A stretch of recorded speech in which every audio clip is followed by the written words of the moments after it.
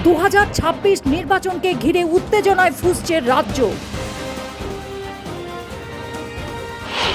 হোজায় এখন রাজনৈতিক জোয়ার। বিজেপির প্রার্থী হিসাবে রামকৃষ্ণ ঘোষ, প্রাক্তন বিধায়ক শিলাদিত্য দেব, নির্বাচনের দৌড়ে চন্দন দেব ও অর্জুন মজুমদার। হোজাই কেন্দ্রে এখন যেন গরম রাজনীতি চাপাতলে। 2026-এর ভোট যত এগোচ্ছে ততই বাড়ছে উত্তেজনা।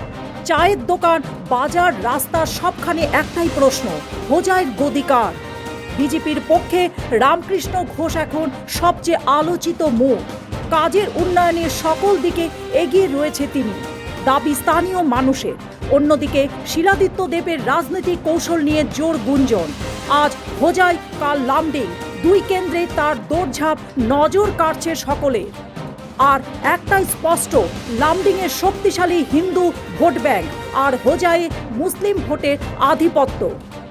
তাই প্রশ্ন, শিলাদিত্য দেব কি মানুষের পাশে থাকতে নামছে, নাকি কেবল টিকিট লোভীর জন্য কেন্দ্র বদলের রাজনীতি করছে? চন্দন দেব ও অর্জুন মজুমদারও লড়াইয়ে থাকলেও হোজাইয়ের মূল জোয়ার এখন দুই নামই ঘুরছে, রামকৃষ্ণ বনাম শিলাদিত্য।